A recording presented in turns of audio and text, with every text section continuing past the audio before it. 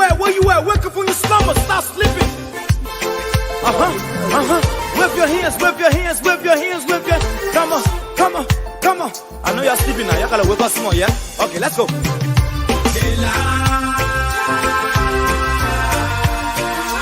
people fool us. The people lie to us. The government betray us. They betray us so much. I said they lie.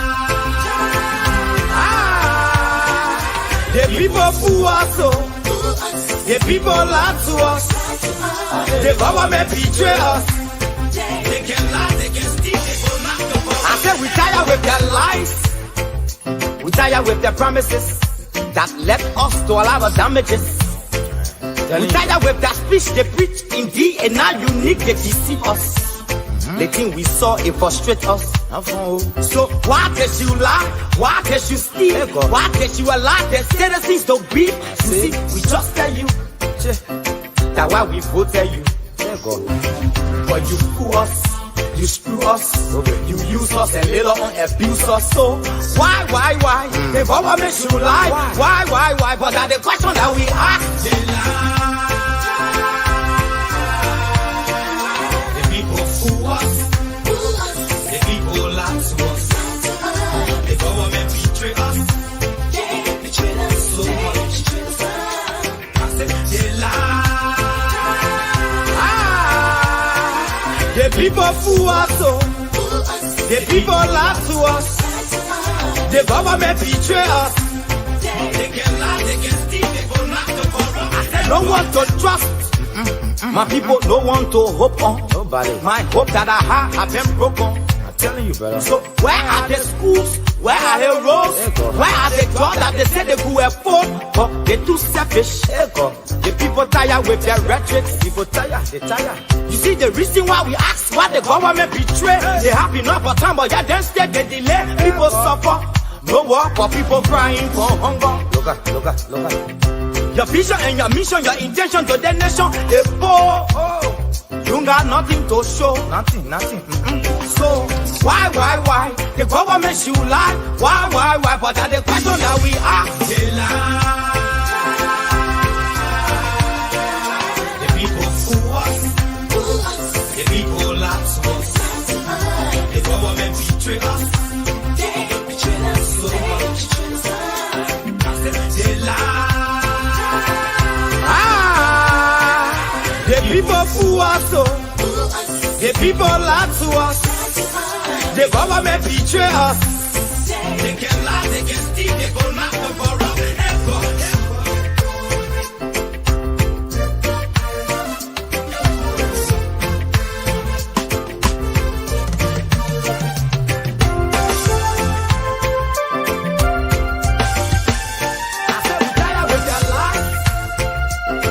With their promises that led us to all our damages.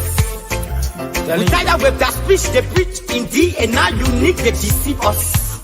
The thing we saw it frustrate us. So why did you lie? Why did you steal? Why did you allow the citizens to beef? You see, we just tell you that why we voted you. But you fool us.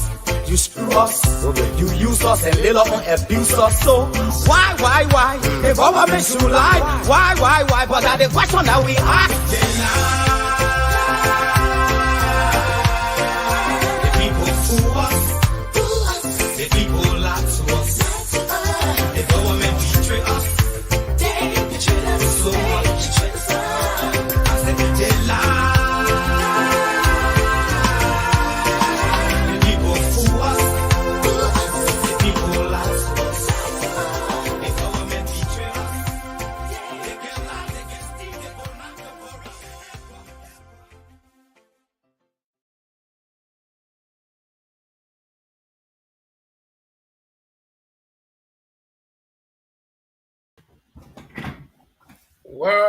Well. Let's say good evening to all of our viewers from wherever you are. Good afternoon, good morning. This is the Bottom Line, the program that brings you happenings in Liberia, full description of whatever happens in Liberia, be it politics, human interest, or whatever. we there to give you full description. And as usual, I have my panelists here. Mr. Jamel Kamara is there in Manchester, the United Kingdom, and the Lord Paul Chilukle is also in London, too, from the UK. And I am from Norway, the Royal Kingdom of Norway. Linford is my name. We say welcome to this edition of the program, The Bottom Line, and this is a special, very special edition because it is a review of the entire year, most of the biggest activities or things that made headlines in Liberia. We'll be recapping them on this edition. And so if you're just joining us for the first time or you've been joining us before, we say please take time to share this video into your various chat rooms and with your friends and even in your messengers so that people will tune in and get there are some people who did not actually get some of what happened in 2022. And so this is the opportunity for every one of us to recap things and reflect on the things that happened. Welcome, gentlemen. Well, good evening, Linford from my end, and good afternoon and good morning to our viewers. It's good to be back here for another edition of the Bottom Line Liberia. And how you guys doing? Well, I'm doing fine, like I said, and everything is okay. Tomorrow is a few hours from here. It's going to be New Year. Or what's the time right now from my end is 10 minutes past 8 o'clock. So in some 3-4 hours, we're going to usher in the New Year.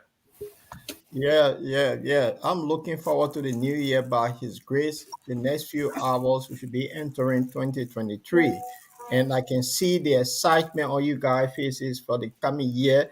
Brother Jamal, how are you? How's the great city of Manchester? Oh, thank you very much for having me. Do you hear me okay? Loud and Right. clear. Okay. Thanks for having me. We're gonna close the curtain for 2022 this year, and now this is the last edition for this 2022.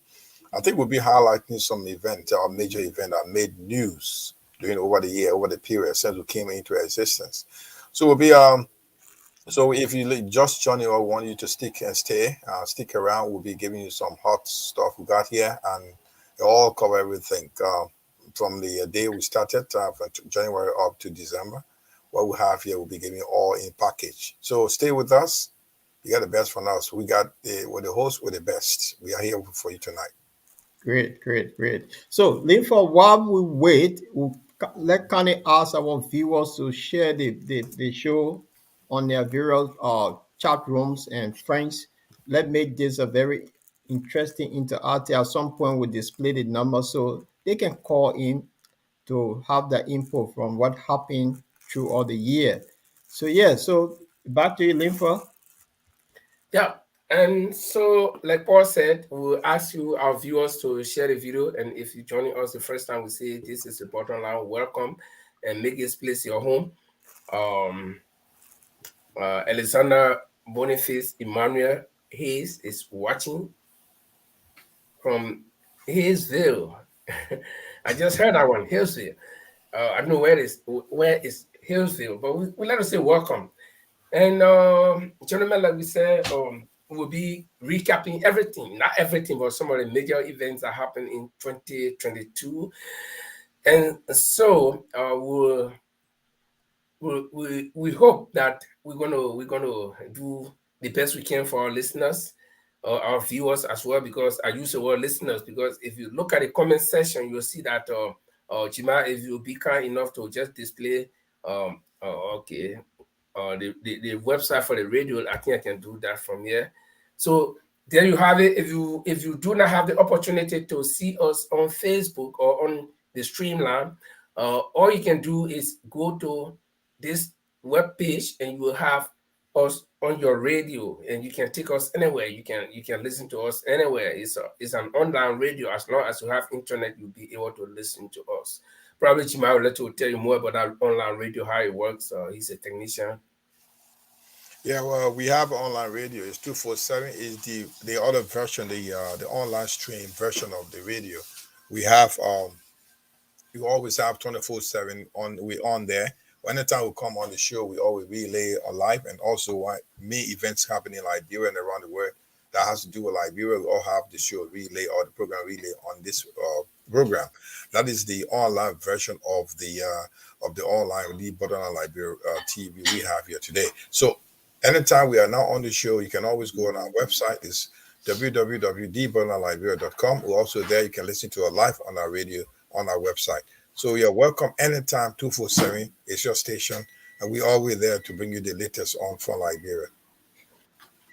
Great. Guys, while we wait for our viewers to tune in, and viewers, actually, today is the year in review on the bottom line. If we do have certain number, I think we might just not have the year in review, and you don't want that. So viewers, we urge you to share the video now, and let's make sure we reach the first 15-20 people right away, and then we can start. But just before, while we wait, Dada, Logan, welcome, and we hope you also share the video. You are one of our regular viewers. But Paul, let's look at the weather and some other few things. You don't want to talk about sports because you'll be stepping on toes. No, the thing is, Linford, to be honest with you, the whole of Europe, I don't know about your end, you might have snow, but it's been raining here. But one thing that really excited me a few minutes ago, that my beloved team had just dismantled Breton 4-1.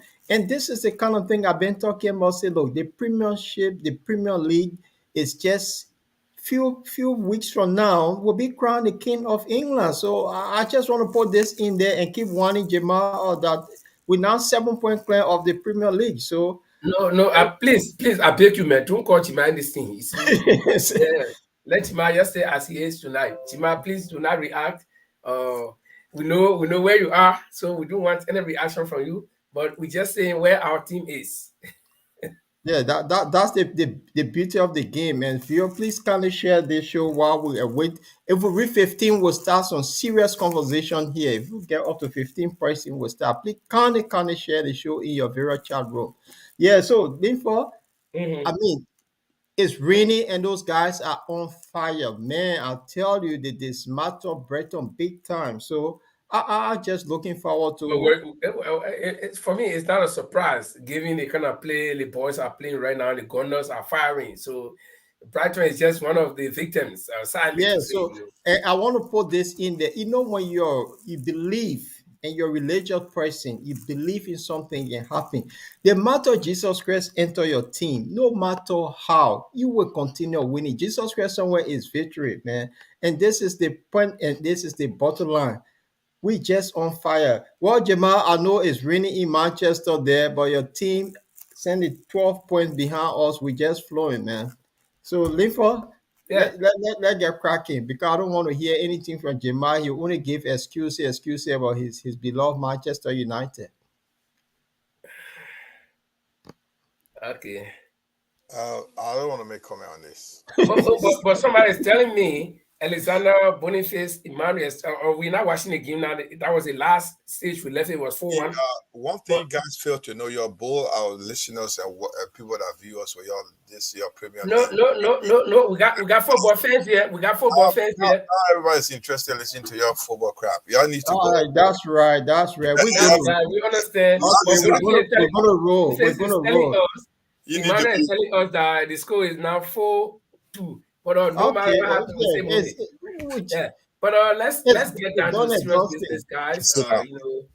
Don't got to real life. Those guys are already gone. Football is this year. Be happy. Good for you, Arsenal. After all the years, you couldn't even get to the. You almost got. Where did you go to last season? My friend, we are not retrogressing. We're moving forward. No, life is not about going by. Life is about going forward. The moment you repent and you accept Lord Jesus as your personal savior, things go your way. So that's the bottom line. We're going to win this thing. Amen. Yeah. Amen. Okay. Amen. So, ladies and gentlemen, like we said, we're going to have the year in review, and we can promise you that we're not going to bring everything that happened in Liberia, but we're going to look at some of the major events, and we hope that you keep glued to your seats and invite your friends so that we all can share this moment together. This is a one-time life experience. Every year comes and go, and when the year is going, we will never get back. Those things are happening in a year. So today is the time to recap. And so first, we're going to start with saying Happy New Year to each and every one of you. For those of you who have been with us all throughout the year, It's been a fantastic time together. And as we usher in the new year, we hope that you will further strengthen your ambition, anxiety, and willingness to be with us throughout as we build this platform, and that the Bottom Line Liberia will be a great platform for people of great interest. So, guys, if you just have your New Year wish for our viewers before we start. Yeah, I will say Happy New Year to and happy and a prosperous New Year to everyone. And I hope God take us through as we get into 2023. And we should also be looking at our Mama Liberia. It's election year next year, and hope everything goes according to plan. And wish everybody a very, very happy New Year. From my end, I would like to wish everybody, wherever you are, those who are in the hospital today and you can't see it tonight, during the year rolling in, we want to wish you the best. We want to wish you the best recovery. And we want to wish you, all those that are struggling, whatever they're struggling through, wish you the best for the year. And now. Okay. Linfa? Yeah. Okay. So, during the year 20, yeah, you want to say something? Yes, Sarah, quickly, we got Alexander Benefit. Emmanuel is updating us that it was 3-4 now. It's a bank cancel, it's still 2-4. So just to put that up there to one Jamal. Let's roll. Okay. So, ladies and gentlemen, the year 2022 was an exceptional year for Liberians and us in the diaspora as well. We saw many things happening.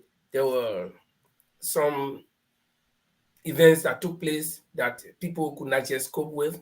There were a series of protests around the place. Government did some things which we cannot deny. For example, the Bapolo Medical Center, hospital, as you want to call it, and some other things.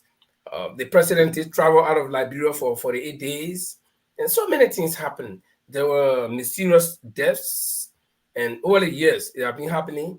But the one that happened, some of the ones that happened in 2022 included that of Princess Kopo, may also rest. And so we want to seize this moment to just send out our hearts and then have a moment of silence for those who lost their lives mysteriously in Liberia. And also, politically, there were events that unfolded. To begin with, the political arena was hot. It was heated, and there were marriages broken and new marriages entered. And so we had the CPP, which is the Collaborating Political Parties, and that included 4 of Liberia's major political parties, namely the Unity Party, the ANC, the All Liberia Party, and the Liberty Party. And those 4 parties went into collaboration after the 2017 election with the sole purpose of galvanizing their political unity and material to be able to unseat President Weah in the next elections, which is just few months away as we enter the new year. But that marriage did not last. It came a time where there were accusations of malpractices in the framework document, but that was not the only issue. It seems as though that the major sticking point was who should have the ticket.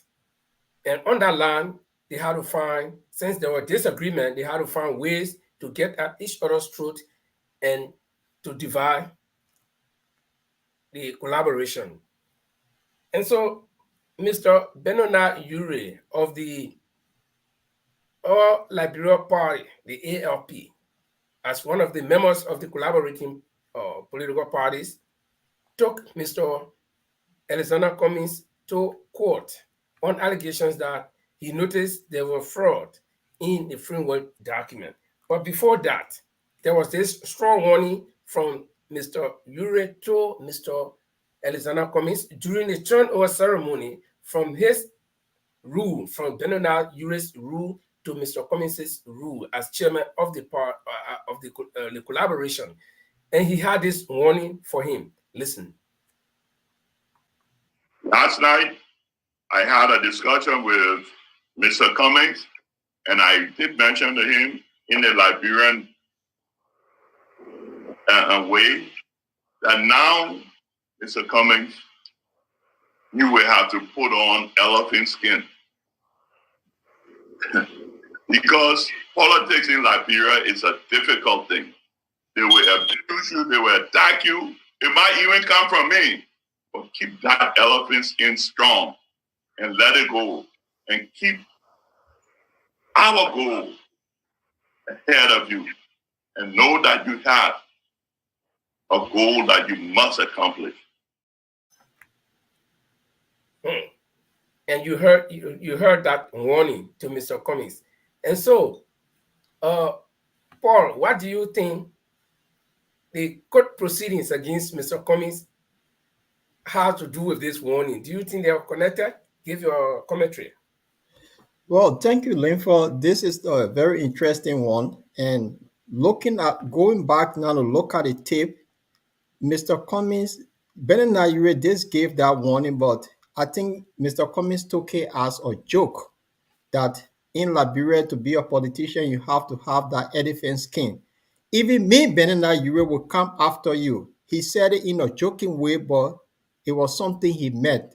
So, looking at the whole thing, it was illustrated from day one that Bernard Yure, you remember when he came into the CPP, he was the first to announce that Mr. Boyka had everything because he been vice president, so he threw his support to give it to Boyka. But then all of these things that have been happening in the background, they have already planned it. So that caveat that was sent to Mr. Cummings, he didn't see that coming, but he took it as a joke because they all in there together. So just prepare yourself because Liberian politics is nasty. Even me, Bernard Yure, will come after you. And he sent a code language that Mr. Cummings and the ANC did not really grab until that happened when he punished him by taking him to court. So you see, the same Bernard Yure used his son Henry Costa to go on the attack. And that's to tell it was clear from day one that we don't want you in our mix. But Mr. Cummings did not get it until they went for him in court. So I don't know what you guys think, Jamal. Well, I don't think it should be a surprise for Mr. Cummings. I think I like it. It was a hard learning for him. He should learn a lot from that game because he came from a corporate world, and politics is a game. I mean, people will say it's not an honest thing, but we've seen that there are honest people in politics anyway. Mm-hmm. But looking at the situation in Liberia, they knew very well that he was getting to in the terrain that was very strange and new to him, and he should learn the hard way. And he learned the hard way. And that's a very good thing. So now it was a good thing that not at the end of the year where elections nearer, but at the time that he has enough time, ample time to prepare himself.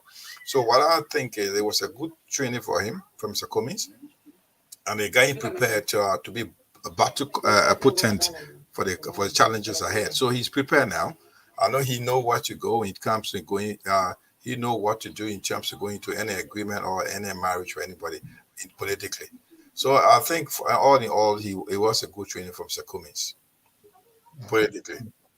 Okay. And after that statement by Mr. Bernard Yure, a couple of months, there was a lawsuit filed against Mr. Cummings by Mr. Bernard Yure, head of the ALP, a part or a component of the then CPP.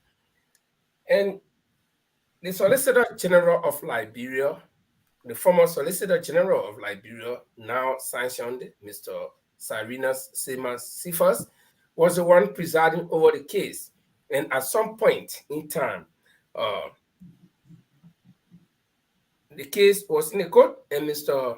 Cephas clearly stated that the case is done and that they were only doing Mr. Cummings due justice. And at the end of the day, Mr. Cummings will be convicted and sentenced. Listen to this. Mean that as of now, things are not going your way? No, they are. Absolutely, they are. I mean, we were waiting for so intelligent, and you saw a presentation. At certain point in time, you saw the defense counsel repeating questions. This case is done.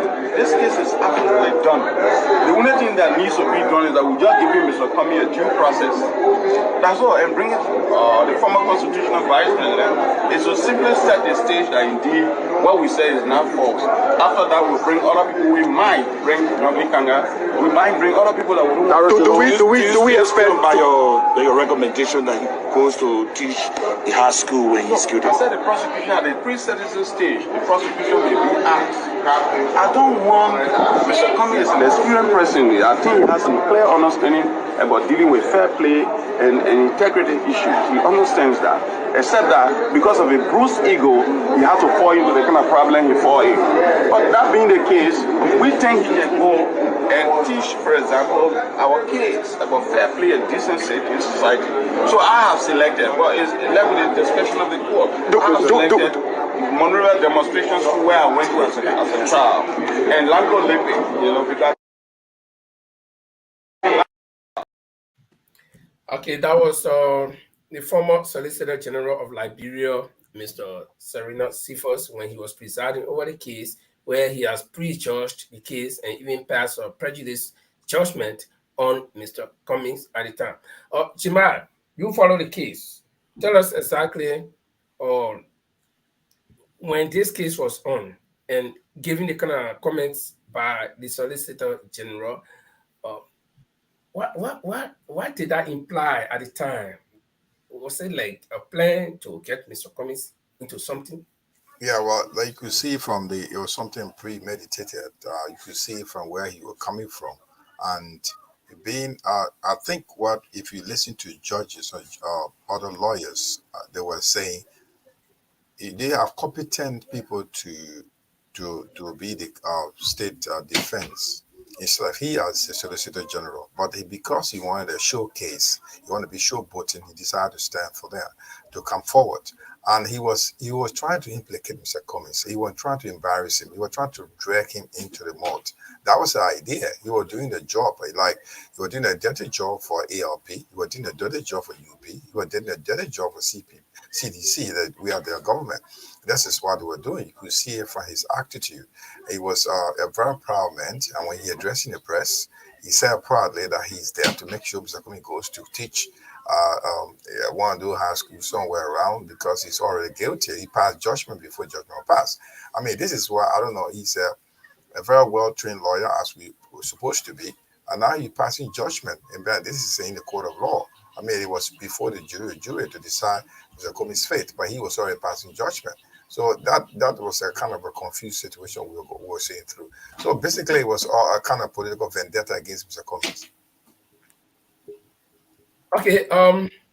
And while the case was going on in the court, it was clearly pronounced by the moment the case went to court, it was clearly pronounced by Mr. Cephas that this case would take very short time. They got all of the evidence and everything that they needed to bring down Mr. Cummings guilty. But the case instead dragged on for months, from weeks to months.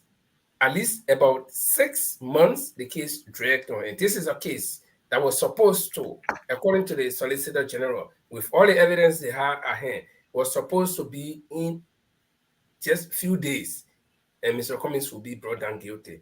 And we also saw the former Vice President of Liberia, the Honorable Joseph Numa Boakai, who was also a part of the coalition going to testify against Mr. Cummings.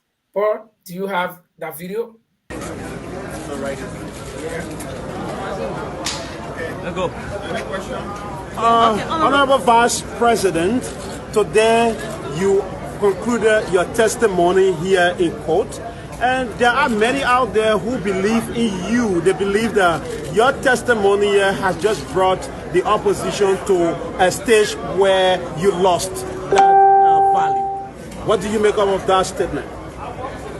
Thank you. I was not here to testify against. I was here to explain what I know of and transpired over the framework document. We came as colleagues in the interest of this country. And we believe that we are all people of integrity, that we're working together in the interest of the country. If there are things that went wrong, and I've been asked to explain, I'm here to testify for what I know in the interest of the public and to make our people know who we are and what we stand for. Many for the opposition community terms your testimony against Mr. Cummings, the one-time congressman from the opposition government, as his testimony that is being carried by so to show that you are working in alignment with government to prosecute Mr. Cummings. What do you make of that? The testimony was not against Mr. Cummings. The testimony was to see what we know about the framework document, whether this was the document that we signed, whether it was the document that we expected to have been filed to the NEC. That's what I said. How do you see coming to court? Now, there you have it, folks. This is the program, The Bottom Line, and we are bringing you a year in review 2022. Jemai, if you listen to that video, the former VP said he did not go to testify, and in the same second, he came back to say the testimony was to say what we know. So did you see that as any inconsistency, guys, the both of you? Your views? I think you could see that the honorable man is a bit confused, and his statement, he was like, you could see that you see his positions and how he looks. He look embarrassed, he look pressed, he look tensed, and the statements coming out of his mouth look like it's not genuine. He said, I'm not here to testify against anybody. I'm here to explain what I know about the framework document. Then he came and he said, quote, I'm here to explain, also testify against what happened. So I hope he sits down today and watch what he said in the past. You could know, when you're put in the situation where you're not genuine of what you're talking about, you will say something loosely. That's what happened to the Honorable Vice President. He's a very always organized old man who always he chooses his words. He chooses his word when he speaks. But at that particular press conference of speaking to the press, you could see that he was not in the right mood, and he confused. He made a confusing statement there. So definitely he doesn't know what he was saying. I think you can go and recount those videos, and you will know that, well, I blundered and I screwed up. And this is why you see when you come out to stage something like not fair. When you come to agree that you have something at stake, you have an objective, you got a plan to do. When you go against betrayal, go against your will, and this is what happened. An honorable man who stand at the main statement that he doesn't know what he's saying. You can see the face. You can see his face. His facial expression says a lot about his statement. Yeah. Yeah.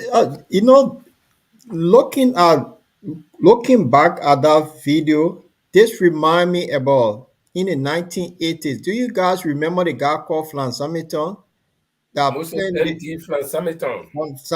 For the young people may not remember Flans Hamilton, but was an attempted coup in Liberia, and they wanted to eliminate all the politicians against Doe. They planned a fake coup, and Flans Hamilton, when he was caught, he needed to call the names of those people that planned the coup. He could not remember the names of the politician. He had the names on piece of paper. Even with that paper, he could not call the names of those people. This is what happened to JMB. When you sit in a room, you're playing battling against somebody who have helped you before, and you go to look in the person's eye and say, I don't know this person, and then you come outside to meet the price, you get confused. So Jemai, you're right, he was confused. And before we go further, I just want this guy in Africa, right? He's from Sudan that have a lot of money. He gave award to African leaders when he performed well. I think Eddie had this guy, and this guy said something once, and I want you guys to listen. And this GMB actually fall into the category what this guy was saying. So I'm not taking you guys off track, but just listen to this. A critical mass. You see, I've been president for a long time. That's why you're always careful with your words. Now, This continent is continent of young people. Half of our people here are below 20 years old. Yes? Look at the average age of our presidents. It's about 63, 64 years old. We're the only continent in the world where we have presidents at 90 years old starting new terms. I mean, you guys are crazy or what?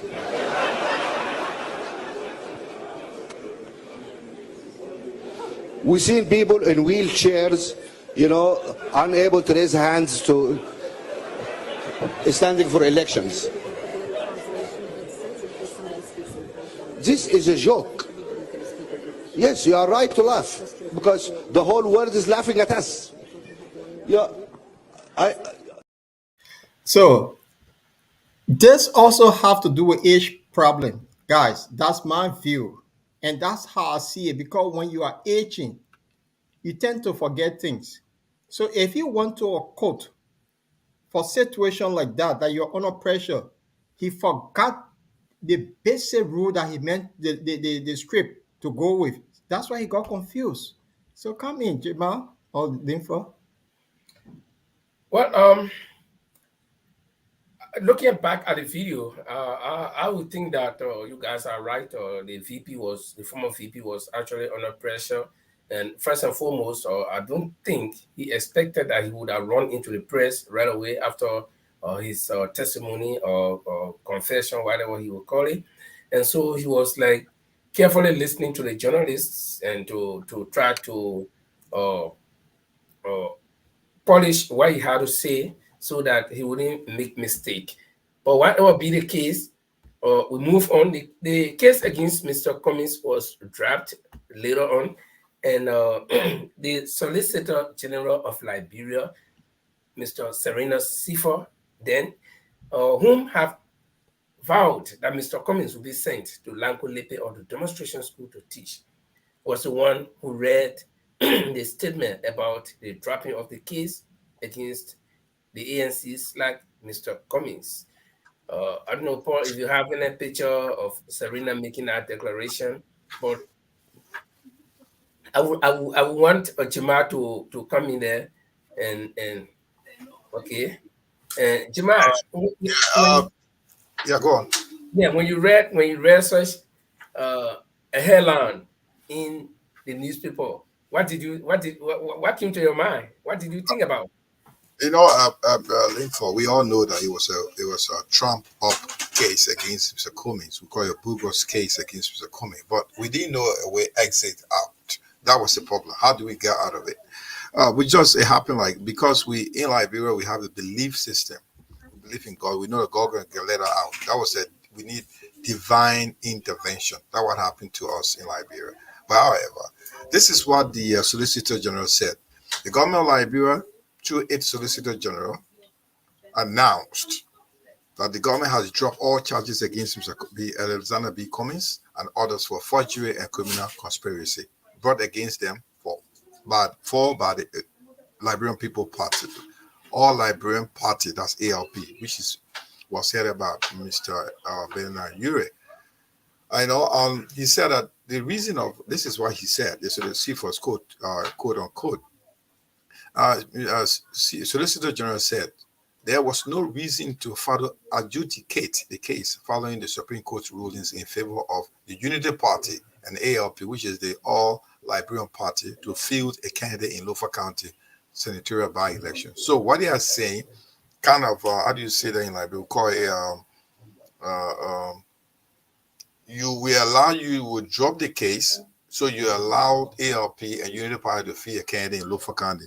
Why an excuse? A flimsy excuse. That was the reason they said we're dropping the case out of court, and which is not true. So look, so the good thing is Mr. Cummings came back. There was a time when the press has to ask Mr. Cummings for his comment or his opinion on the case, which he's been claiming his innocence. And he said, this is what the Honorable Mr. Cummings said.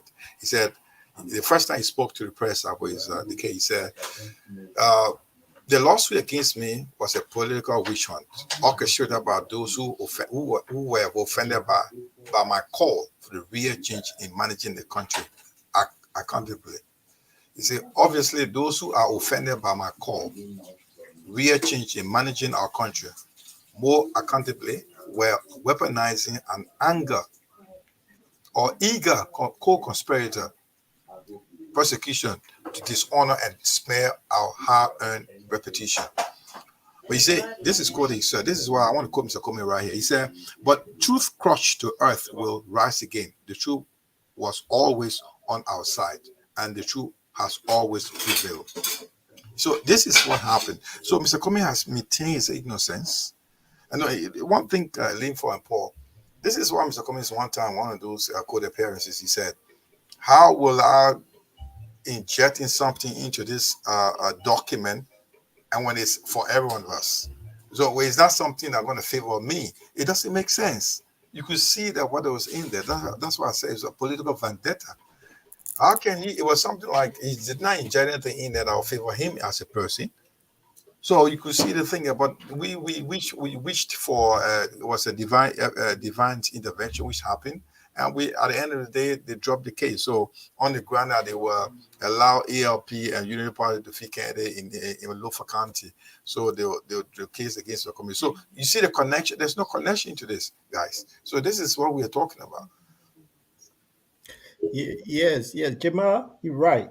No connection, wickedness to the highest level. And I'm wondering, this Serena Seaford that were in cahoots with these bar actors, is he now teaching Lanco Lepe or demonstration elementary school? Anybody know the whereabouts Serena Seaford? I think I don't know, but what we can really be speculating here, he should be looking for some job somewhere or looking for some court case. Probably what we should be doing right now, I think the lawyers in Liberia should be asking him to revoke his license as a lawyer, as an attorney law in our country, because with the sanction against him and the case against him proved that he was not competent enough. He's just another one of those guys masquerading as lawyer in the country, killing our system and compromising our judicial system. So I think, I don't know where exactly he is, but wherever he is, I think he's having a good time right now in terms of what called he's mobile suffering, because financially he's being struggling. He's been struggulated. He doesn't have any funds anymore. I think what I want to do, we had a job offer for him pretty soon. The sister put a notice up here. We had a job and an opening for him somewhere around in Fishtown. Fishtown High School. You need to teach the fishermen how to read and write. You're right. Fishtown High School need a person who want to give him a job to go and teach in Fishtown High School. Mr. Comey should go teach. That boy, though his background is from the southeast, that crew man or grow man, that boy can swim. I'm not saying here no Fishtown water. No, that boy can swim. Man, the guy good at something his father, the late father used to call Pemi Weir. So, and Pemi Weir used to blow the long pipe and be singing around Murphy of Mr. Bullshitter. So maybe he may imitate his father. He never knows that's life, so he can be bullshitty around the town. What's flowing for? Okay, so that was that for the case with Mr. Alexander Cummings and the CPP. And at the end of the day, Mrs. Cherie Blair, the wife of British Prime Minister Tony Blair, and her co-lawyers came to Liberia, just a recap about how the case ended, and they conducted their own independent survey and investigations into the case, and the case was nullified. And so if you just joining us, this is the bottom line. We are bringing you the year in review. My name is Linford Goa, along with Jamal Kamara and Paul Chiruple, both from the UK. And if you joining us the first time, we say share the video, and this is the place to be. We bring you information that you do not get from elsewhere. We move on. The government of President Dr. George Mane Begugba Fokeklo Weir. I hope I'm not forgetting some of the titles. Has been in office since 2018, January, following the 2017 elections, which brought him to power. It was expected that President Weir, at least by his offense, that he would have performed beyond their expectations, meaning that he would have met their expectations for which they voted him into office. But during his 5 years of presidency, there have been some problems. Of course, no leadership in the world is problem-free, but the problem with the president of Liberia are numerous, and they range from social misbehavior, political malfeasance, bad governance, and so forth, to the point where the economy has sunk down the drain. And this has claimed international attention, that international organizations have even put sanctions on his officials.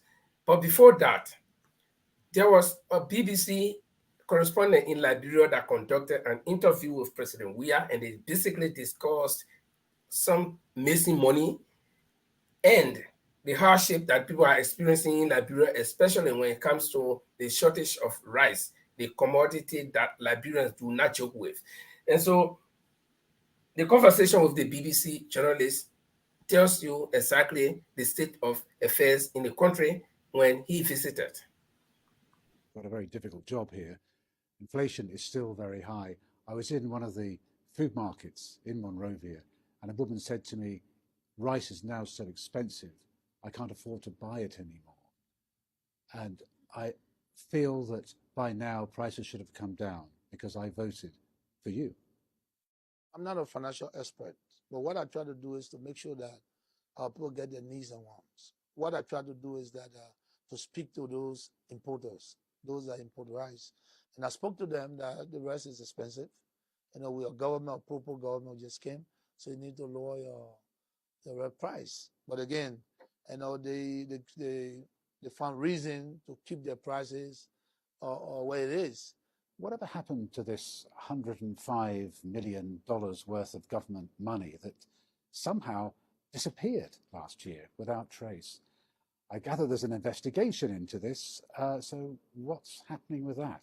We're able to bring in international partners and our local partners to work together.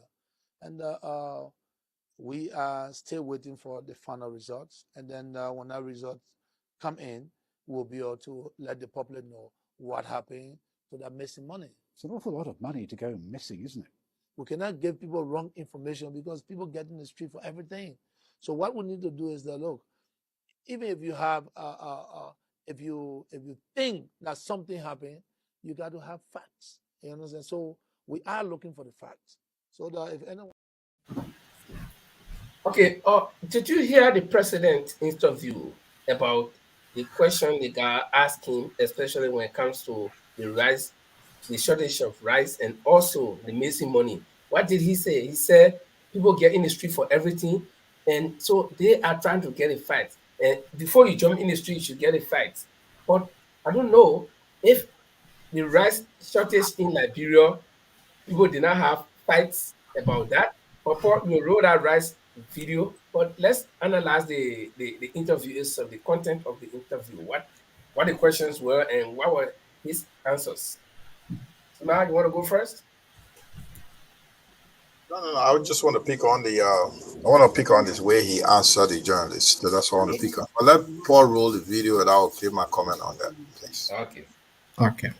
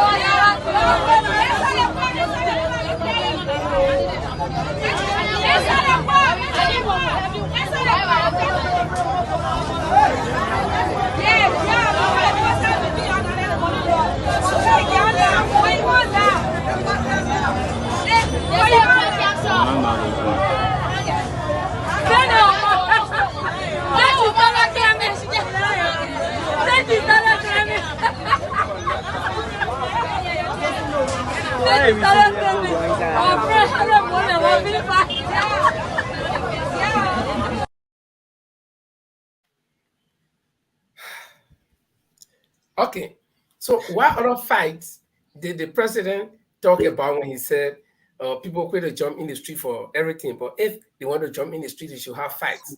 Well, wasn't there a rice shortage on the market? Didn't money get missing?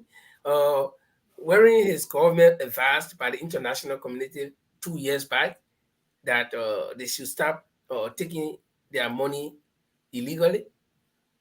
So what facts did he talk about? Yeah, you see, when you are in a position to answer questions and you tend to pretend to say you don't know what's going on. You want to be smart. That's why teachers tend to be smart. He tend to be smart to say, I dodged the questions. People going to see for anything, got to get fat. Okay, and up to today, this is going to how many years now since the investigation about the missing money? Nothing has happened. You know that. And we know nothing is coming out of that, that's for sure. We also know very well there was a rice shortage, which everybody is it's an open secret. So it kind of trying to deliberately dodge questions and to say, well, you pretend like a smart guy, but we know very well. When you're speaking to a journalist and you're asking a question, you look at you, shake your head, this guy doesn't know what the hell you're talking about. I got all my facts in my hand, you telling me what's going on. So he make mockery out of himself. This is what happened. And he's saying, well, we have to get facts. And what do you mean you don't have facts? So he also said he's not a financial expert. They're not asking you to give the economy, break down the financial system of the country. They are telling you the money got missing. There's a rice issue. They say you're not financial. What is the link there, guys? Where's the link? They are telling you there's a rice shortage in the country. They're telling me the importers are increasing the price. It does not have link, man. Come be realistic to yourself. Be real, Mr. President. Tell us that the real story that you are screwed up, you failed. That is happening good for us. That's not the fact. But just a matter of said, he's trying to be smart, play the smart game, which is not working well for him. What? Yeah, Jamal played a smart game, which were not working because when the $16 billion Liberian dollar got missing, when the people talk about it, he said they were going to investigate. How long it been now? The investigation still going on. Recently, there was $11 million that they needed to give to the rice importer, and people still cry for rice. Up to Christmas, the bag of rice have gone up to $30. So the facts still not there. The people not gravitating towards the fact. You see our mothers jumping over the fence because they don't have rice in the market, so they have to jump over importers' fence to go buy rice. What the facts? So this guy and his government, this complete incompetent government, they lie on everything. That's why he trying to tell us. He lying to the journalist and this guy in front of him. The guy got a document saying, "Look, what happened to the money that is missing?" And he said it's lies. So what else can you get out of this guy? The facts are there. BBC won't just send somebody to interview you and then they say, "Oh, what happened to the money?" The money gone. And we know that our properties were built. 49 condominiums were built. Nathaniel Mange built, mostly for his mom, that his dead mother. So the facts are there. They've been building mansions overnight. So they use the money. That's the reality. And that's the Liberian government we have today. Okay. Just before we continue, our viewers are very important to us and special. So let's see what some of them think about what we're discussing. And so just before we go to the viewers' comments, for those of you joining us right now, we are doing the year in review. That's the year 2020 in review on the Bottom Line Liberia. And this is where we discuss the issues to the bottom. And so let's go through some of the viewers' comments here. And please help us to share the video as you join us so that we will all have an insight into what we're doing here. The very first comment we have here is from one of our first-time viewers, if I'm not mistaken, Mr. Alexander Boniface Emmanuel Hayes, and he said he was watching from Hayesville. Happy pre-New Year to his country people. I guess it includes us. And so, Happy New Year again to you, Emmanuel Hayes, and to all of you that are watching along with Emmanuel Hayes. And so, let's go to that logo. Jimmy, you want to take that one quickly? Yeah, Honorable Senior Man, Reverend Logan is saying, lovely to see these precious and noble sons of Liberia. That's why the people that really, I think he's basically talking about us now on the platform. May God bless us, all of us, as we go into the new year, 2023. Paul, I'm waiting in my little chapter to welcome my new congregation members later on. I think he's chapter right now. He's they're speaking of Mr. Logan. He's a right reverend, and he work in charity. He help people around the UK and London. And he's been doing a lot for the community, both for it doesn't matter whether you're Muslim, you're atheist, you're Jews, whatever you are. He's a man who's been working for charity for years. So if you have a chapter, yeah, he's there receiving people. Today is a busy night for him. I know before the year rules, he will be somewhere there and helping people out. So we say a happy, pre-happy 23 for you, and we wish you the best. And we know you're always watching us, and wish you the best and have a healthy 2023, sir. Okay, and this one also from Dada Logan. He says it might even come from me in quotation. Okay. And then on quote, he said it was planned from the onset, and that's when we were playing the video from Benina Ure, who said, or who warned Mr. Cummings that he should wear elephant skin because Liberian politics is not a joke. People will come after you, they will lie on you, they will accuse you, but keep focused and do the job that we know you have to do. And Paul, take the next short one from Dada Logan as well. It was planned. That's right. It was planned from day one. And Mr. Cummings did not see that coming. Those guys gathered in numbers and had their conference. It's like Caesar's, Julius Caesar. If you read history, when they start in the back, that's what they did with him. They planned it. It was planned. And I agree with Dala on this one. Okay. And so we go to Orita Menom. By the way, Orita Menom is one of the panelists here, but she's engaged tonight, and so she couldn't be with us. Orita will say Happy New Year to you from us here. And Orita says there's vacancy. You can apply at that school, CFOS. And I think you guys want to comment on that? I think, yeah, Orita is reminding CFOS that because CFOS wanted, Serena CFOS wanted Mr. Cummings to go and teach at the school after he'd been found guilty. And I'm saying the table turnaround. Now she's suggesting now there's a vacancy. Probably this time you're not going to go to do voluntary community service. This time you can get paid. This is why I think this is a good point that she made. Yeah, you can get paid at least. We can get some salary at the end of wage at the end of the month instead of you doing community service. So I think we need to send a message across to Mr. Cephas to let you know there's a vacancy available if he's running out of a job. Yeah, there's teacher shortage. The demonstration elementary school around Cleo Street there is still there available. The school he went to, and Mr. Cummings also went to that school. There is vacancy for teachers, so he might apply for a post over there. But the sad news is he may not get paid because Joshua there's no money. So what yeah, but by the way, the president in one of his messages, in fact, when the first visit he made after he became president, he went to Nigeria. He came back. He said one of the negotiations he made in Nigeria was sort of bring 600. 600 or 6,000. I'm still confused between the two numbers, but I think 600 teachers. Yeah. Yeah, let me get 600. They were supposed to bring 600 teachers trainers. They were supposed to come to train our teachers. I don't know who they're supposed to be though. So I think CFOS could make use of that group. You know, when they come, I don't know when they come in though. It's been 5 years now, so CFOS could apply before time. But let's go to the next one here. Still by that one. He said, these guys are bad people. Praise God. I hope America will continue to sanction these evil people. They are wicked.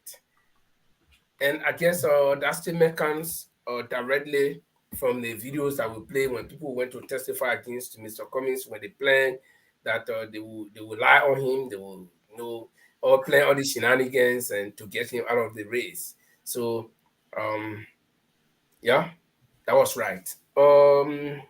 Again. Let's see this one. Tima, can you see it? Yeah, this is from Honorable Dada Logan. He said, wow, the former VP was this after we played the video. The former VP, when he went to testify against me, I think this is time he came up with he made his comment. Wow, the former VP was escorted by the government Solicitor General. One of the betrayals that history will be called. They actually brought Alexander Cummings to crucify him. These are the people leading our country. They will plan evil against good man. This is a tough statement, my brother. I mean, this is exactly what's happening. And I think what happened is that since Mr. Logan is into God's work, he won't see these things. I think we know very well that politics in Liberia is a very, very tough and dirty game, and Ben and you echo that, and we've seen it happening. So I think I've said it at the start. Mr. Kumeh is well prepared this time to face the competitors. So it's a game that you have to have thick skin and fight to the end. And because he's an honest man, it's going to be a tough game for him. So, but I know he will pull through for sure. Yeah, my little take on that is that I think, and I'm happy that this thing came earlier than very close to election, coming 2023, because if they have waited with this plan, that they will all pretend that nothing is happening, everything is good, and then all of a sudden, very close to election time, they do all of this, break it up, and then Mr. Cummings will have to be left alone standing like they did to him last year or this year. I'm feeling that we're in 2023 already, that, they will leave him and break down the CPP, and then he would have begin to start all over again, very close to elections. I think that would have been evil, or that would have been even worse. But, God, they say, man proposes and God disposes. So while they were planning, God also had another plan, and God made them to abort their plan prematurely by, rushing with this thing, hoping that we're going to succeed. So, but let's go to the last two comments here. Alexander Boniface says VP Boakai is a tongue twister and an opportunist. This one for my mouth. Guys, talk. I think this comment comes from the time you could see. I think Alexander comment comes from when the Honorable Vice President was struggling to speak. So you could see that he made mixed up with his statement. It says a lot about him. It's a facial expression, the way he responded to the journalist, and you can pick it from there. Anybody sees that as an opportunity, like he was pushed to come and stand and make a statement. So VP Boakai is a tongue twister and an opportunist. I think that's the right description of this old man. Paul. Yes, I think we're talking about what the old man, the lies, the plan, and then he didn't go to plan when he was speaking to journalists. That's what Alexander is talking about here. And we know that the VP is a very good liar. I'm saying this because I've watched a lot of his talk. He never straight to the point. He always gives story. The narrative of his story never is always inaccurate. So yeah, he never says truth, and that's the VP. He say things today, tomorrow there's another story. When he favor him, he say the good side. When the bad side, then he blame other people. So yes, I agree with him. Okay, let's take this final call very fast and then proceed. This one, I'm still fighting hard to get my head around it. He said, Georgia, 5 years of pregnancy is a horror movie in a dark building. Okay, let's put that into perspective. He's saying that George Weah 5-year presidency is a horror movie in a dark building. Yeah. I think he meant presidency. Yeah, presidency is a horror movie in the dark building. You can't see it. It's a horror movie. You don't see anything happen. They just pop up in the front of the dark and just scare you around. Scare the shit out of you. This is what happened. You just scare the hell out of you when in it. So he doesn't even know. He doesn't have the plan. So anybody can pop up anyway and just say, okay, yeah, there you go, and he got scared. Or anything can happen. Like what's happening right now. Having edifices around the country with no equipment, no trained staff. You know what I'm talking about. It's an example of what Mr. Alex Boniface Emmanuel Hayes is saying. The presidency is a horror movie in a dark building. Very good description. Very, very good description. That's right. And I think he's spot on with Joe. He really summarized their government, summarized the guy. That's true. Okay. So, guys, if you just joining us, this is the program, The Bottom Line. This is the year 2022 in review right here. Most of the major events are happening. We are recapping it, and it's your opportunity to join us And so if you want to be a part of the program and you do not have the opportunity to watch us live, you can go on the online radio. Like we said, we have an online radio. You can go there and you will get the program as it is being aired. And also we have our telephone lines open. They are all WhatsApp lines, so you can call whenever you have the time. The numbers are on the screen rolling, so you can call us and just give your intake or your input. Guys, let's transition to the next one here.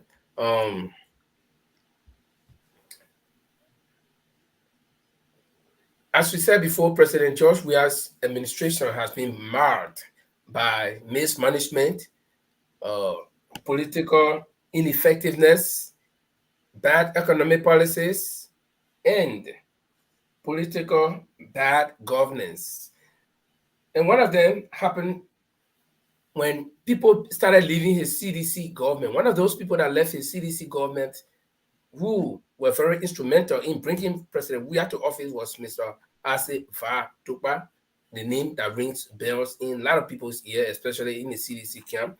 He left President Weah simply because he disagreed with most of the policies of President Weah. And when Mr. Assefa Tukpa left President Weah, he has embarked on writing a book in which he described President Weah. In fact, according to Mr. Alva Tukpa, for short, this book is an autobiography of President Weah. For those of you who do not know, autobiography is the life story of somebody from the time the person was born and what they do, what they say do, or what they will do. Okay, and so Mr. Alva Tukpa broke away from the CDC and he was an independent person until he later on got a job and he joined the CPP.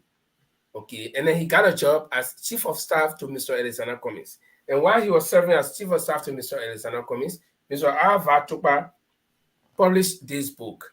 And when this book was published, a particular chapter in that book, chapter 13 of that book, talks about President Weah's private life, sexual private life, in which he described, as President Weah's word, some things about Liberian women, which we would not want to go into, but that brought up public disrepute. It raised public eyebrows, and everybody was like talking about the chapter 13 in the book for weeks. And so the government probably did not seem to like it. And so Mr. Alva Tukpa, out of fear for his life, he was in Liberia. He felt that he was not safe. According to him, he received several telephone calls, and some of them were threatening, and some of them were advising him to leave the country. And so he decided, according to Alva Tukpa, to walk to a nearby village somewhere outside of Monrovia. And then the government framed it, according to government sources, that Mr. Alva Tukpa was escaping the country. And so he was picked up by security forces.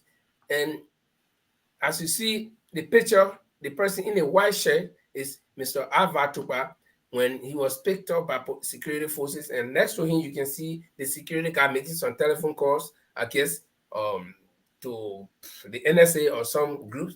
And so Mr. Alva Tukpa was whisked or taken back to Monrovia and later on turned over to the American embassy where Alva Tukpa requested to go to. And after that, in a couple of hours, he managed to arrange his travel and he left and went to America. But in the wake of all of that, there were several conspiracy theories that Mr. Tukpa was escaping because he had said something bad about the government, and the government said, no, we're not after Mr. Tukpa. But how could the government forces pick up Mr. Tukpa when they were not after him? And so the Bottom Line Liberia, our own platform here, had the opportunity to host Mr. Alva Tukpa to discuss the issue.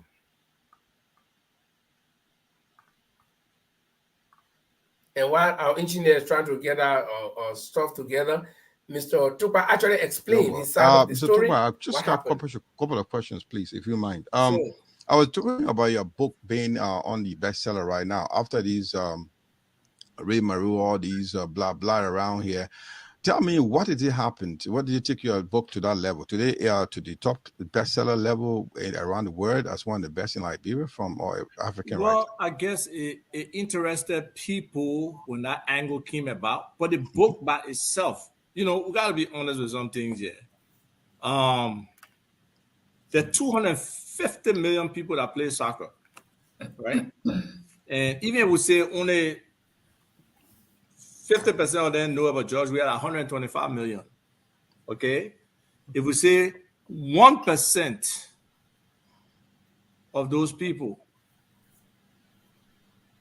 would buy the book or be interested in the book, that's a significant number of people. That 1,250,000 people. So the potential for the book is huge just by itself, if we can market it. And we have not even launched the book officially yet. All right. So it was bestseller in a category. And we expect to mark. Oh, you got a copy? We all got a copy. Don't worry. I said we have to pay for. So we all got a copy to let you know that we read the book from cover to cover. So you should know that. Yeah. That's wonderful. Thank you. We really appreciate it. On behalf of Emmanuel Clark, I want to say thank you to you people. But what I'm saying is, look, the book has not even been adapted into French yet. So that there's a whole population sitting down that really loves George Weah and would want to know more about him that they probably didn't know, because it was just snippets or summaries that people provided for his profile most of the time. Same for the Spanish people who love football all of this work. And, you know, sometimes we got to be honest. He was during the war years and during the lean years of Liberia, that was the one name that was very popular. Today, most places you go and you say from Liberia, they'll ask you, George Weah. And that's just the reality. It's just sad that he screwed up the opportunity to be a great president, you know. But what is it? Is some things are redeemable. It's just that I just don't see how they can turn this thing around. I really don't see how. So quickly, that particular part that got you out of the country, it was a. I don't know. It was a blessing. I mean, it's part of the book. And anybody who, if you read that section, you know what the section was about. He was praising and giving the reason why he got married. So you'll read that section and read it in its totality. You know, the thing is, guys, sorry, I'm going to get my last question on this book. People will say, giving consideration of our culture, you should have kind of paraphrased or framed it, but you were so graphic. Do you see that? Somebody say you were so graphic in your explanation as a publisher, you could have been so paraphrase or kind of polishing the way that people kind of take in, but you came more straight to the point. You just say as he said it. Why you gonna try to go around something? We even refine it compared with the words that were used. So maybe some people offended, but the outrage is just, I think it's hypocritical. They just seek offense trying to please George Weah. So that's how I look at it. Seriously. Yeah, there are a few people who will be genuinely offended. But when you talk about writing, have any of you guys heard about the biography of what's her name, Nancy Reagan? Yeah, I've read it. Yeah. What's the key thing in there that the lady talked about too? How did she get Hollywood popularity? I don't want to mention that on this. No, but go on. Isaac, you cannot compare the people's society with ours. What is about our society? Are we in the primitive years? What is this about our society? You can't compare it. Why you wrote in that identical chapter? Huh? That identical chapter or paragraph, whatever that you wrote, you should have never done it. That's your opinion. It's sad that you are making that statement. Because I bet you read things that are worse than that in so many different magazines and books. No. Well, you're entitled to your opinion. Now I believe in democracy. Let me get I'm entitled to my opinion, but I felt that you disrespected Liberian women. No, the person who said it is the person who disrespected you. You are. But do you have to say it in that manner? In what manner? In what manner? Is there insult? Is there insult word in there? Is there insult word in there?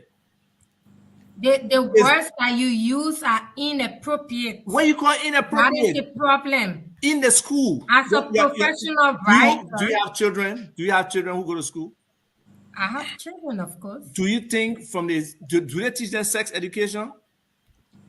They haven't reached that level yet. Okay. Because they are still small. Okay. Well, let me as tell time you, goes by, when they reach a from certain fourth level grade, to be fifth grade, educated, from they fourth grade, can. fifth grade, they teach people sex education.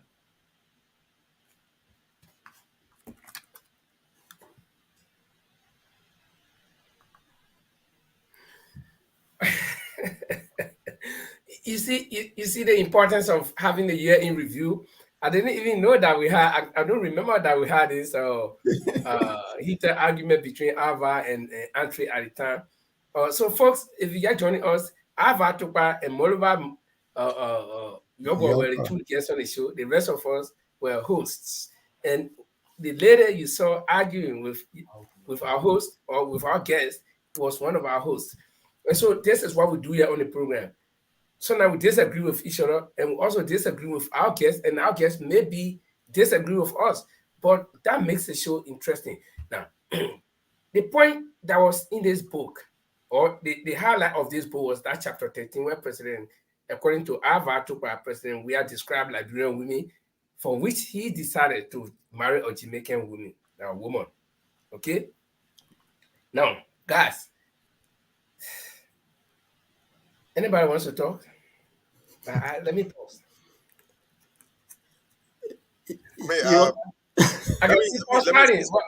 For guys, listen.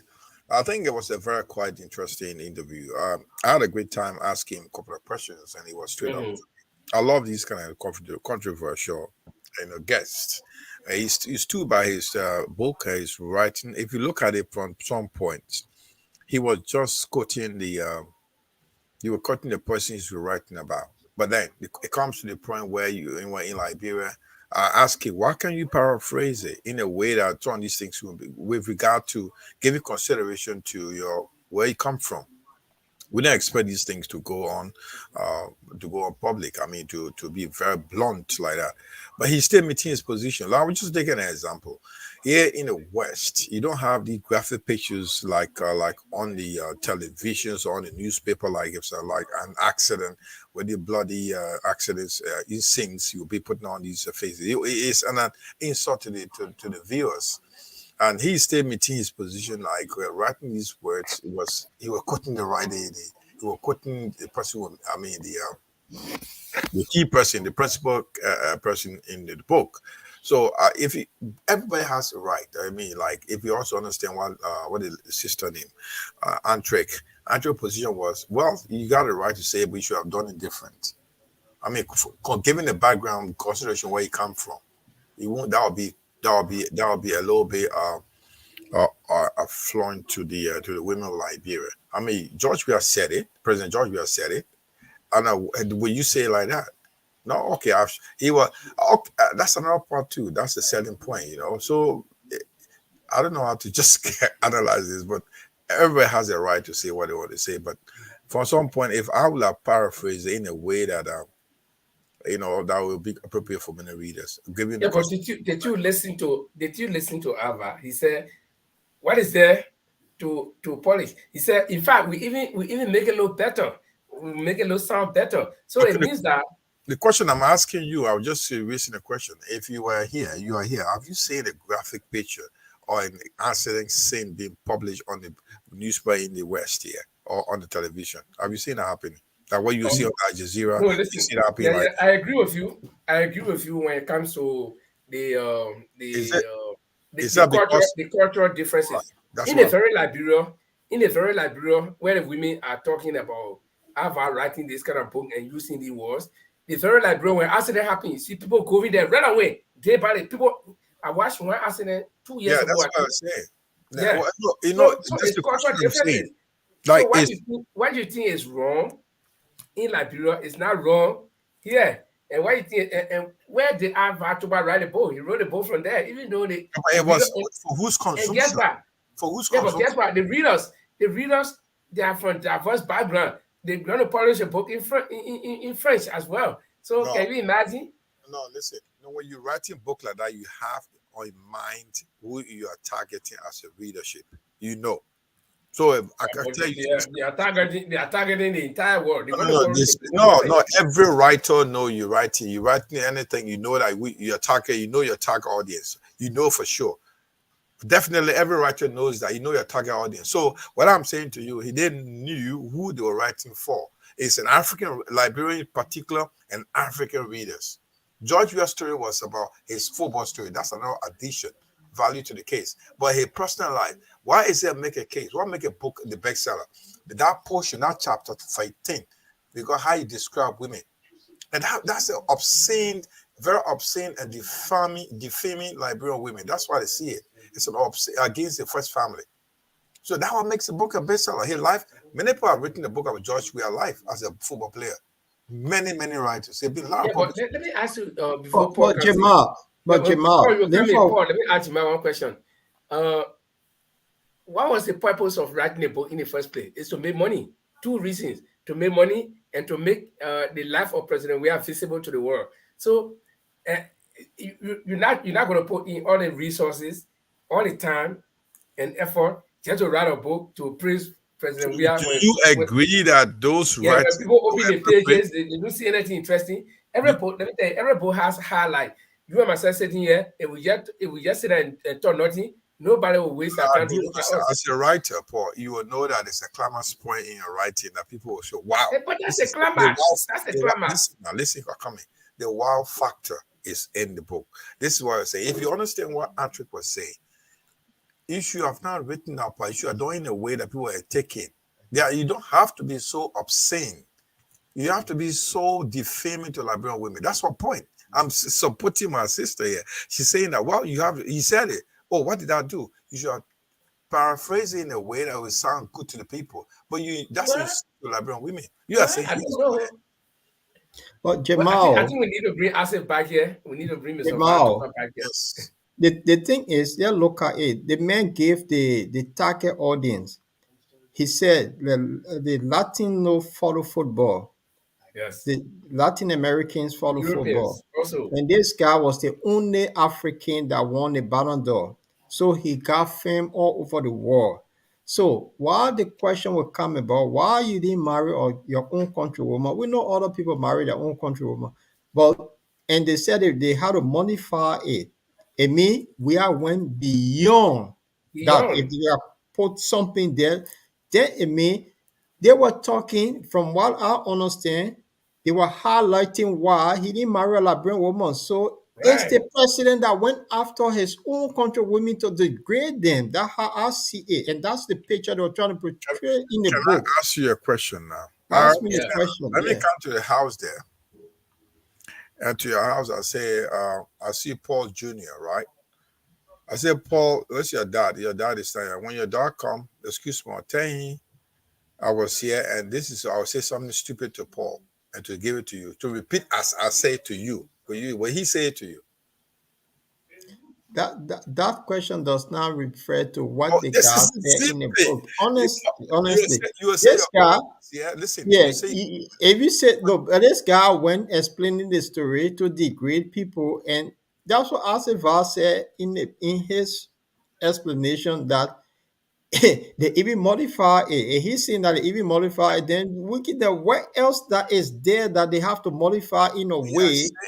I'm also saying here, probably I will sound controversial or quite radical here. What I'm saying right here, I do also understand. What I do understand, he has the right to publish what he wants to publish. You also write where he ends. He right ends there, one the right begins. Culturally, we're not talking about right here. Culturally, he should have modified his language. That's what the lady said.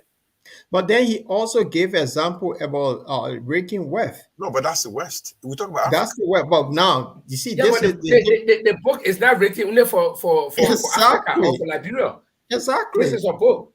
Okay, listen now. The book is not written. Wait, Jamal. Let me give you one example of the book. So you don't respect your own culture. You don't. That's what you're saying. Hold on, small. Let me give you an example. Let me give you an example. Oh yeah, so you're telling me when you go to a program, you don't have to wear any Bada or any African native because you live in the West, so you should wear. Jamal, have you been to Liberia lately to see the very sister how they dress to go out in a day? So if you complaining about somebody wrote book, then go by the traditional thing and live to that culture. If someone have dressed provocatively, that's different. It's the Western way of doing things, and they do it there. So what's I'm coming to it. I want to make my point here. I'm trying to stress on what Andre has said. I'm supporting Andrew's point. Andre is saying, well, you have the right to write what you have written, but you should have done it differently. That's the point. I think you should guys. How differently would have modest? How differently would have the guys written modest in your language? Yeah, but when they are telling you that they were even modest, and President Weah knew that this interview was for a book, and he came on raw. And the insulting President Weah, insulting the Liberian women. That's what they're saying. Yeah, that's what Weah did.